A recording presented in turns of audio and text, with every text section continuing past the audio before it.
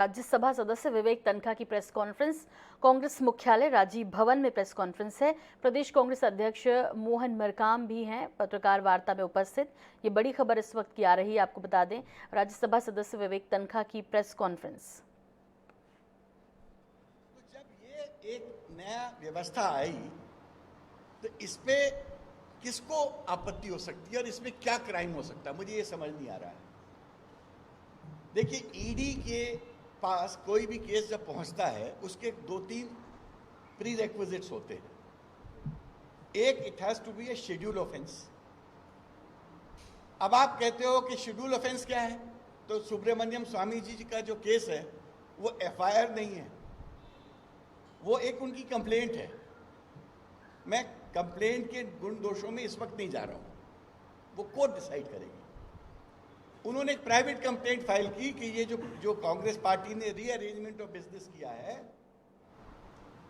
ये आईपीसी के प्रोविजंस का वायलेशन है। और उस वायलेशन का हवाला देते हुए उन्होंने केस फाइल किया। 3-4-5 साल तक वो केस पेंडिंग रहा और जब बीजेपी की गवर्नमेंट आ जाती है तो उस पर कोर्ट कॉग्निजेंस लेके नोटिस निकालती है। नोटिस ऑफ समनिंग इसको कहते हैं, सीआरपीसी 2002 में या 202 सेक्शन में। नोटिस ऑफ समनिंग का मतलब यह होता है कि भाई हमने किसी को, एक मुद्दई को सुना है, उसने अपनी बात कही है, हम आपसे अब पूछना चाहते हैं कि क्या ये मुद्दई की बात ठीक है कि नहीं है। तो आपको उस मुद्दई को क्रॉस एग्जामिन करने का और उसके विटनेसेस के क्रॉस एग्जामिन करने का मौका मिलता है। अभी उस स्टेज पे केस रुका है। जब सुब्रमण्यम स्वामी साहब का क्रॉस एग्जामिनेशन चल रहा था या स्टार्ट हुआ था, तो वो खुद हाई कोर्ट चले गए और दिल्ली हाई कोर्ट से उन्होंने प्रोसीडिंग्स को स्टे करा दिया, रुकवा दिया।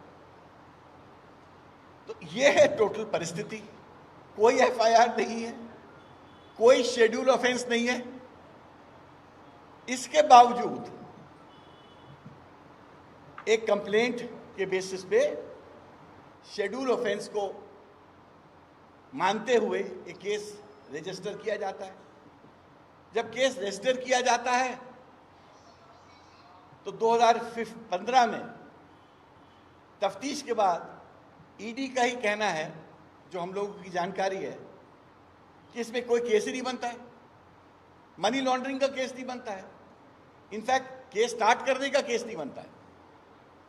तो 2015 में एक प्रकार से केस को बंद कर दिया गया। उन दिनों में कोर्ट में क्लोजर रिपोर्ट डालने का प्रोसीजर नहीं था। जैसे पुलिस में होता है, आप कोई केस क्लोज करते हो तो आपको क्लोजर रिपोर्ट कोर्ट में भेजनी पड़ती है। वो अमेंडमेंट पीएमएलए में 2019 में आया, उस पर भी अब डिबेट था, हम लोग पार्टिसिपेट किए थे पार्लियामेंट में।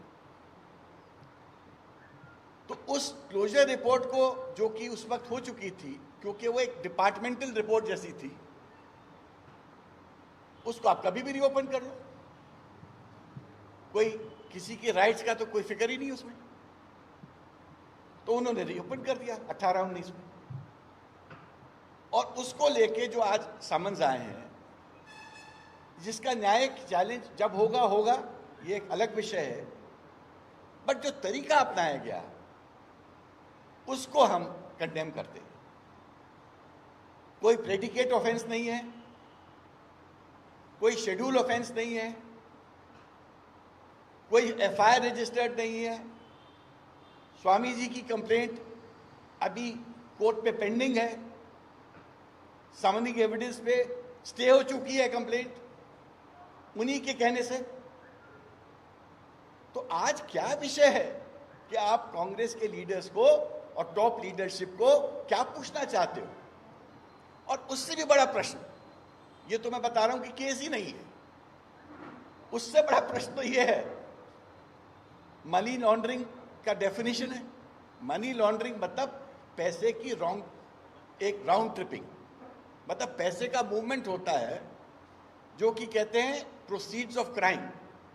मतलब प्रोसीड्स का क्राइम का जब मूवमेंट होता है और राउंड ट्रिपिंग होती है, उसको मनी लॉन्ड्रिंग कहते हैं। आप पीएमएलए एक्ट के एम्स एंड ऑब्जेक्ट्स पढ़ लीजिए, इसीलिए बनाया गया था। बिजनेस रीअरेंजमेंट को प्रोसिक्यूट करने के लिए नहीं बनाया गया था। वैसे भी बिजनेस रीअरेंजमेंट प्रोसिक्यूटेबल स्थिति नहीं होती है। ये तो बिरला, टाटा, दालमिया रोज तो बिजनेस के रीअरेंज करते हैं। कभी अल्ट्राटेक दूसरी इंडिया सीमेंट को टेक ओवर करता है, कभी कोई किसी को टेक ओवर करता है।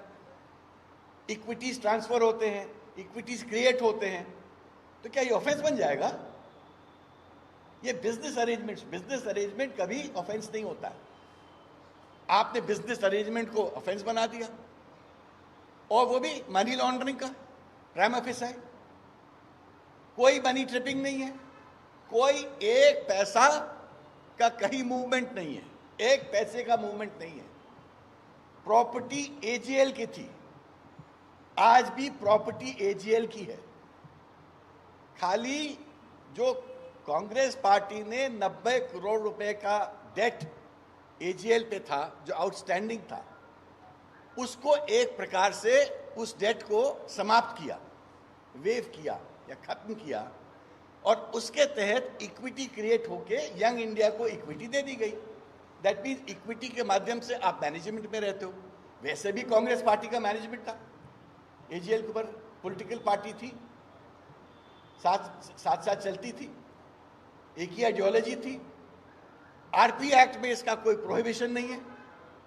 कितनी सारी वर्ल्ड में पॉलिटिकल पार्टीज है जिनके पास अपने माउथ पीस होते हैं। कम्युनिस्ट पार्टी के पास अपने माउथ पीस रहे हैं, दूसरी पार्टीज के पास रहे हैं, जो अपनी आइडियोलॉजी की बात करते हैं। तो आपको बता दें कि नेशनल हेराल्ड केस